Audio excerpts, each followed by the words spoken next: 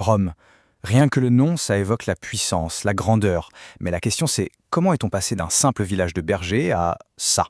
C'est l'une des histoires les plus folles, les plus fascinantes qui soit. Et aujourd'hui, on va essayer de comprendre ensemble cette ascension incroyable et l'héritage monumental que Rome nous a légué. Alors voilà la question, celle qui a obsédé des générations d'historiens et qui continue de nous interpeller. Comment est-ce possible? Comment une modeste bourgade, là, sur les bords du Tibre, a-t-elle pu bâtir une domination aussi gigantesque? C'est ce puzzle incroyable qu'on va tenter de reconstituer. Pour bien se rendre compte de l'échelle, il faut regarder ce chiffre, 5 millions de kilomètres carrés. C'est juste énorme. Imaginez un peu, c'est quasiment la moitié de l'Europe d'aujourd'hui. Voilà la taille de l'Empire romain à son apogée sous l'empereur Trajan. C'est une étendue absolument ahurissante, du jamais vu dans l'histoire. Alors, voilà notre programme. D'abord, un petit point de vocabulaire, mais qui est super important, vous allez voir. Ensuite, on déroule la chronologie des origines jusqu'à la chute, et on finira en se demandant quel était leur secret pour durer aussi longtemps. Allez, c'est parti pour la première section, Rome, Empire ou Empire. Ça a l'air d'être un détail, juste une histoire de majuscule, mais en fait pas du tout. C'est une distinction qui est absolument cruciale pour bien comprendre toute l'histoire romaine. Commençons par ce terme, l'Imperium Romanum. Qu'est-ce que c'est au juste? Eh bien, ce n'est pas seulement les territoires que Rome contrôle en direct, ses provinces. Non, c'est bien plus large que ça. C'est toute sa sphère d'influence. Ça inclut par exemple les royaumes clients. Pensez à la Judée du roi Hérode. En théorie, ils sont indépendants, mais dans les faits, ils sont là pour servir les intérêts de Rome. Et on en arrive à notre fameuse distinction. Empire avec un E minuscule, c'est le territoire, d'accord? C'est la zone géographique que Rome a conquise. Mais empire avec un E majuscule, là c'est tout autre chose, c'est le régime politique, cette espèce de monarchie qui ne dit pas son nom, mise en place par Auguste en 27 avant notre ère. C'est à partir de lui que les deux se confondent, et c'est vraiment là que tout bascule. Bon, maintenant que cette distinction est claire, on peut repartir en arrière. On va voir comment cet empire, le territoire donc, s'est construit. Allez, retour aux origines, à la longue période de la République.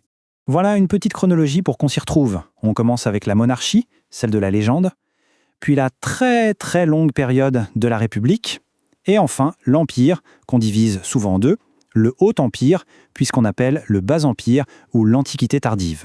Donc en 509 avant notre ère, c'est la fin de la monarchie. Mais attention, grosse méprise à éviter, Rome ne devient pas une démocratie comme Athènes, pas du tout. C'est ce qu'on appelle une république oligarchique. En clair, le pouvoir est dans les mains d'une petite élite de grandes familles, les fameux patriciens. Et bien sûr, ça va créer des tensions monumentales pendant des siècles avec le reste du peuple, la plèbe, qui va se battre pour avoir son mot à dire.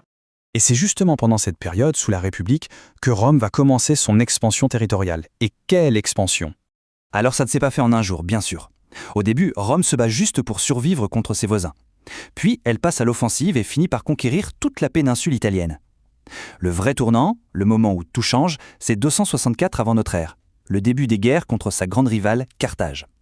Et une fois Carthage rasée en 146, eh bien la voie est libre.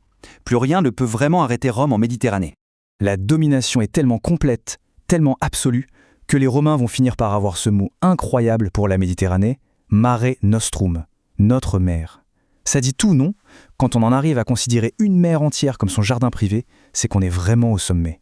Mais, et c'est là tout le paradoxe fascinant de Rome, c'est ce succès fou qui va tuer la République. Pourquoi? Parce que les conquêtes rendent les généraux, les imperatores, incroyablement riches et puissants. Pensez à Marius, Sylla, Pompée et bien sûr César.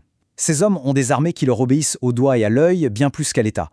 Ajoutez à ça les tensions sociales à Rome et vous avez le cocktail parfait pour un siècle de guerre civile terrible qui vont au final faire imploser le système républicain. Et sur les cendres de la République, un nouvel ordre politique va naître, l'Empire, avec un grand E cette fois. Le grand gagnant de tout ce chaos, c'est Octave, le petit-neveu et fils adoptif de César qui deviendra Auguste. Et ce qu'il met en place, c'est un vrai coup de génie politique. Il invente un régime totalement hybride, le Principat. Sur le papier, rien ne change, ou presque, le Sénat est toujours là, les institutions républicaines aussi.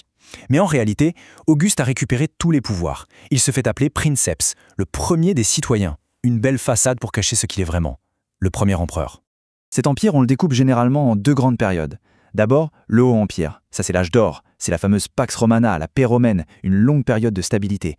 Et puis il y a le Bas Empire, à partir de la fin du IIIe siècle. Et là, l'ambiance change, c'est une époque de crise, beaucoup plus instable, avec une pression militaire de plus en plus forte aux frontières.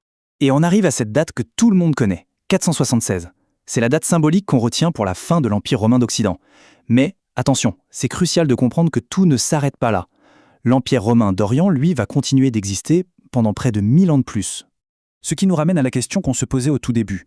Comment est-ce que cet édifice a bien pu tenir aussi longtemps? Le secret, il n'est pas que dans la force des légions, loin de là. Non, le vrai secret, l'élément essentiel, c'est cette incroyable capacité de Rome à intégrer les peuples qu'elle avait vaincus. Il ne s'agit pas juste de gagner des batailles et d'imposer sa loi. Le vrai coup de génie des Romains, il est là. Ce processus, on lui a donné un nom, la romanisation. Et attention, ce n'est pas une assimilation par la force, pas du tout. C'est un processus qui se fait sur le long terme, où les peuples des provinces choisissent, en quelque sorte, d'adopter le mode de vie romain, la langue, la culture, et à la fin, le statut juridique de citoyen. Et le point d'orgue de tout ça, c'est l'édit de Caracalla, en 212 de notre ère.